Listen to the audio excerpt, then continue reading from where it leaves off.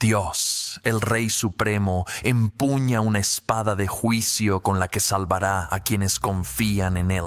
Y el libro y ministerio de Isaías giran en torno a un momento en la vida de Isaías en el que realmente se encontró con la divinidad de este rey.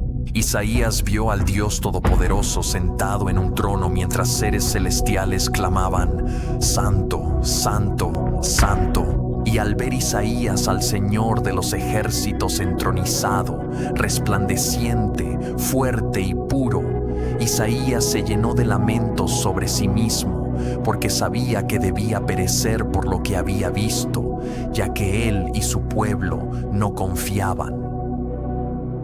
Y parecía que Isaías tenía razón al predecir la destrucción de su alma, porque, como una espada de juicio, uno de los seres celestiales tomó del cuenco llameante del altar celestial un carbón santo y ardiente con el que tocaría los labios de Isaías y lo juzgaría por sus pecados. Pero el carbón no destruyó a Isaías, en cambio lo salvó. El rey quitó su culpa en vez de traerle destrucción, y eso se debe a la procedencia del carbón. Provenía del altar donde se expían los pecados. Venía del lugar del sacrificio, donde el juicio trae esperanza, donde se ofrece perdón aunque se deba castigo. Los labios de Isaías fueron purificados para que pudiera ser portador de los decretos reales de Dios. Y por eso, después de ser salvado por el juicio, Isaías dice: Aquí estoy, envíame a mí. Y el mensaje que este rey quería que Isaías llevara era que Dios, el Rey Supremo, iba a traer salvación empuñando contra Israel su espada de juicio. El pueblo de Dios necesitaba la visión de Isaías porque realmente no confiaban. Estaban adorando ídolos falsos, oprimiendo a los pobres y haciendo alianzas infieles con países paganos. Y esta falta de fe e idolatría se ve con mayor claridad en Acaz, el rey mencionado al comienzo del ministerio de Isaías.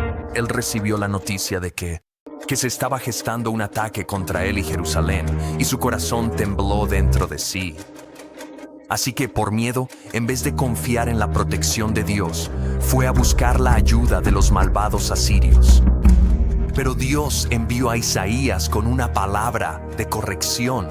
Si Acaz confiaba en Dios, el ataque se detendría. Necesitaba creer que Dios estaba sentado en el trono más alto y que podía frustrar fácilmente los planes de sus enemigos. Pero Acaz no quiso escuchar las palabras de Isaías. En cambio, acudió a los asirios, les pagó por ayuda militar y confió en reyes terrenales en vez de en el rey celestial de Acaz, quien realmente podía salvar.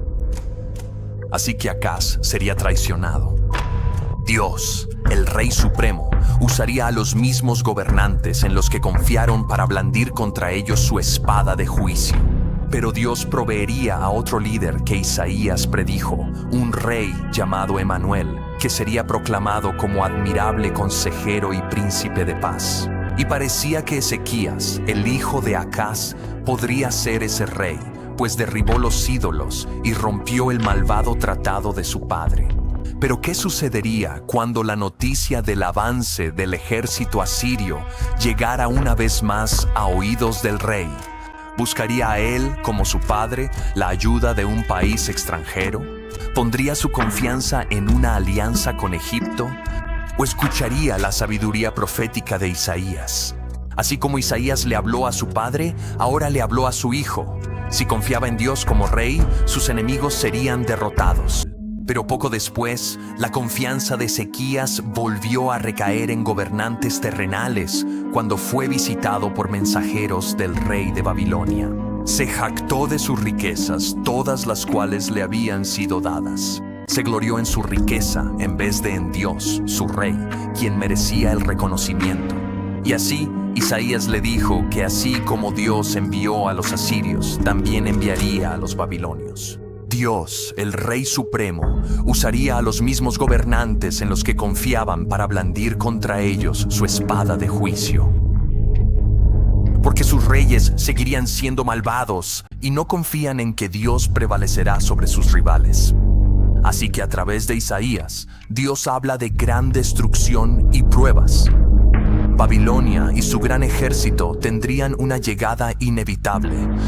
La espada del Señor destruiría a Israel y los llevaría al exilio. El trono quedaría vacío, el templo profanado, sí, Israel sería castigado. Pero con la misma seguridad, Dios también prometió salvar a su pueblo a través de alguien a quien Isaías llamó el siervo. Este es el mismo rey del que se les habló a Acaz y a Ezequías, el que se llamaría Emanuel, el que sería el Mesías de Dios. Y el nombre que se nos da para este Salvador es Ciro. Este poderoso rey persa del que habló Isaías traería a Israel de regreso a su tierra, pues conquistaría Babilonia y los liberaría. Dios tomaría la espada del juicio de Babilonia y se la daría a Ciro. Pero Ciro, como sucedió antes con Ezequías, no fue el cumplimiento definitivo de las profecías de Isaías acerca del siervo del Señor.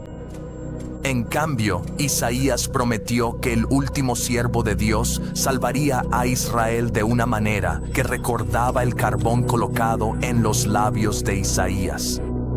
Así como Isaías fue salvado por el altar del sacrificio, Israel sería salvado por medio del castigo.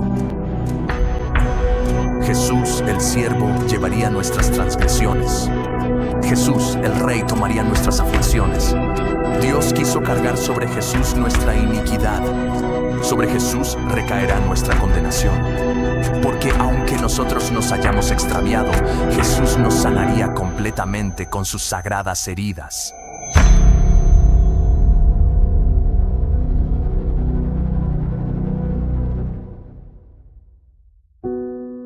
Las palabras de Isaías terminan con una promesa en vista de que el rey traerá su reino a la tierra, deshaciendo lo viejo para construir algo nuevo.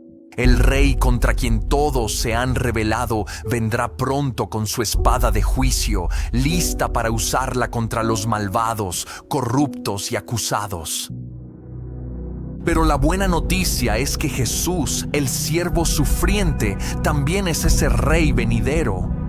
Así que si confiamos en el Rey Supremo, como se suponía que debían hacer los gobernantes en Isaías, si confiamos en que Jesús fue herido aunque nosotros debimos haber sido golpeados, entonces, como el altar de Isaías, seremos salvados por lo que parece destrucción.